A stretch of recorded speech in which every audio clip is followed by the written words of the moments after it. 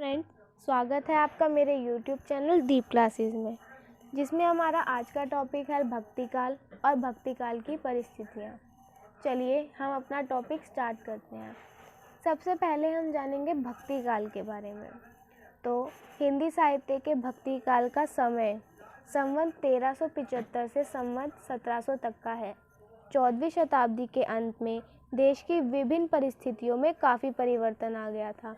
मुसलमान आक्रांता देश पर आधिपत्य स्थापित करने के बाद हिंदू जाति राजनीतिक दृष्टि से परास्त और हताश हो चुकी थी। उसका झुकाव भक्ति की ओर बढ़ने लगा था। भक्ति युगीन वातावरण ने इस काल की राजनीति, समाज, धर्म, संस्कृति, कला आदि इन सभी को प्रभावित किया था। इस काल में जिस साहित्य की रचना हुई उसके पीछे तात्कालीन परिस्थितियाँ रही हैं। वह परिस्थितियाँ निम्न प्रकार की है। आइए अब हम इन परिस्थितियों को संक्षिप्त में समझते हैं। सबसे पहली परिस्थिति जिसकी हम बात करेंगे वह है राजनीतिक परिस्थिति। तो राजनीतिक दृष्टि से भक्तिकालीन परिवेश अर्थव्यवस्था एवं संघर्ष से घिरा हुआ था। बाबर ने लोधी वंश को पराजित करने के बाद मुगल राज्य की नींव रखी, लेकिन शेरशाह सूरी ने हुमायूं को हराकर अपना राज्य कायम किया, परंतु जल्द ही हुमायूं ने उसे फिर से परास्त कर दिया। इस काल के दूसरे प्रसिद्ध राजा अकबर और जहांगीर थे। राजस्थान में मेवाड़ अभी भी स्वतंत्र था। दक्षिण भारत में बहमनी राज्य कायम हो चुका था। इसी प्रकार कश्मीर, मालवा, गुजरात आदि भी स्वतंत्र राज्य थे। मुगलों में अकबर बेहतरीन बादशाह साबित हुआ। उसने धीरे धीरे सभी राजाओं को परास्त करके उनके राज्य की सीमाओं का विस्तार किया। महाराणा प्रताप ने अकबर से और अमर सिंह से, जहांगीर से निरंतर युद्ध किए।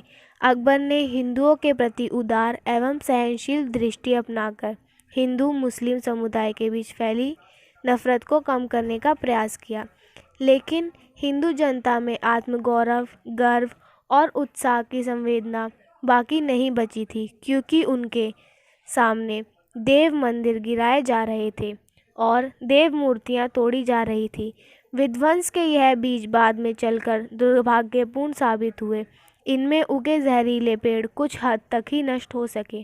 कह सकते हैं कि भक्ति काल के उदय में प्रारंभ में राजनीतिक दृष्टि से अराजकता थी, लेकिन बाद में धीरे धीरे स्थिरता उत्पन्न होने लगी। समूचे भारत पर मुगलों का आधिपत्य कायम हो चुका था। हिंदुओं और मुसलमानों में आपसी भाईचारे का भाव भी उभरने लगा था। दोस्तों, अभी हमने जानी भक्ति काल की राजनीतिक परिस्थितियाँ। अब हम बात करेंगे भक्तिकालीन की सामाजिक परिस्थितियों के बारे में। तो हम स्टार्ट करते हैं। अव्यवस्थित एवं संघर्षमयी राजनीतिक परिस्थितियों के कारण इस काल को सामाजिक परिस्थितियां भी शोचनीय थी। इस काल में मुगल राज्य की स्थापना और धीरे धीरे स्थिरता आने के बाद मुसलमान और हिंदुओं के बीच कई क्षेत्रों में आदान प्रदान हुआ, लेकिन हिंदुओं की वर्ण व्यवस्था के नियम और अधिक सख्त हो गए। हिंदू मुसलमानों में परस्पर विवाह होने लगे थे। हिंदू वर्ण व्यवस्था की कठोरता और राजकीय प्रलोभन की वजह से हिंदू मुस्लिम धर्म ग्रहण करने लगे। जमींदारी प्रथा मुगलों द्वारा फिर से आरंभ कर दी गई। ये लोग विलासितापूर्ण जीवन बिता रहे थे।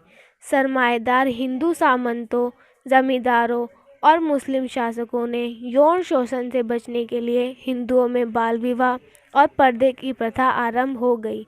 उधर राजपूतों में सती प्रथा और जौहर की प्रथा और पकड़ती जा रही थी। हिंदुओं की आर्थिक स्थिति भी अच्छी नहीं थी। इतिहासकार बर्नियर ने इस तथ्य का समर्थन किया। हिंदुओं के पास धन संचित करने के लिए कोई साधन नहीं रह गए थे और उनमें से अधिकांश को निर्धनता तथा अभावों के कारण आजीविका के लिए निरंतर संघर्षमय जीवन बिताना पड़ रहा था।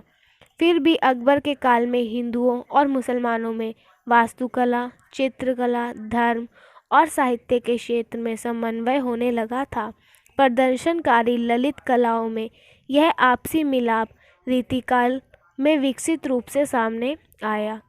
अब फ्रेंड्स, भक्ति काल की तीसरी परिस्थिति है धार्मिक परिस्थितियाँ। इस काल में बौद्ध धर्म का ह्रास हो चुका था। यह धर्म अपने मूल उद्देश्य को भूलकर चमत्कारों द्वारा जनता को प्रभावित करने में लगा हुआ था। उसके अनेक संप्रदाय बन चुके थे, परंतु सिद्ध, नाथ आदि संप्रदाय कर्मकांड को ठुकराकर निर्गुण ब्रह्म की साधना को अपनाने पर बल दे रहे थे, परंतु इनकी साधना जटिल होने के कारण जनता के लिए सहज स्वीकार्य नहीं हो सकी। उधर हिंदू धर्म भी विभिन्न मतांतरों में बंटकर आपसी संघर्ष में कमज़ोर हो रहा था। शंकराचार्य के अद्वैतवाद के प्रतिपक्ष में रामानुजाचार्य के विशिष्ट वैदवाद, निम्बार्काचार्य का द्वैतवाद आदि का विकास हुआ। विष्णु के अवतारों राम और कृष्ण की कृष्ण भक्ति कविता विकसित हुई। इसी दौर में सूफी मत का भारत में आगमन हुआ, जिसने धार्मिक उदारता का परिचय देकर हिंदू मुस्लिम एकता की महान कोशिश की।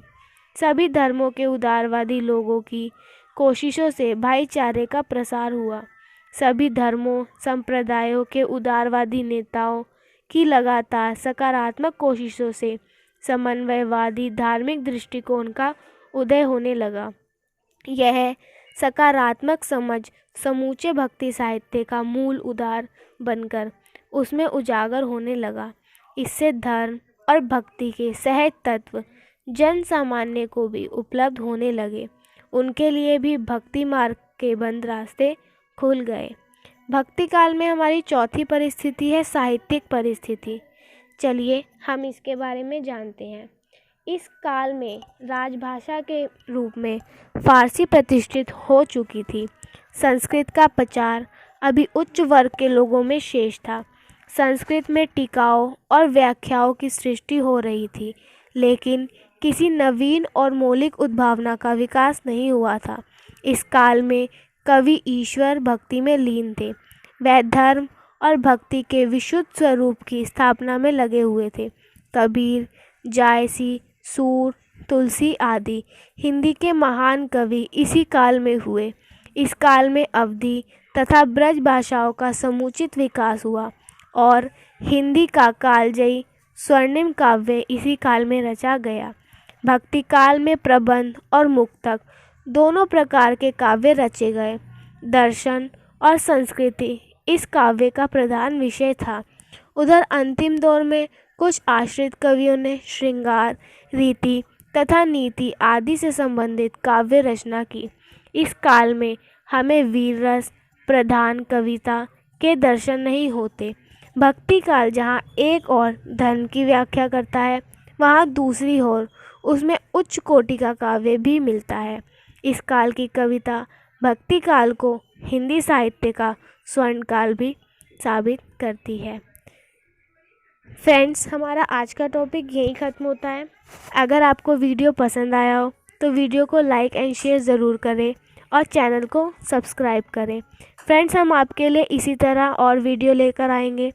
यदि आपको अपने किसी टॉपिक पे कोई वीडियो चाहिए हो तो आप मुझे कमेंट सेक्शन में बताएं और हमारे चैनल को नेक्स्ट वीडियोस के लिए सब्सक्राइब करके रखें, जिससे आपके पास हमारी वीडियो का नोटिफिकेशन पहुंच सके। Thank you for watching.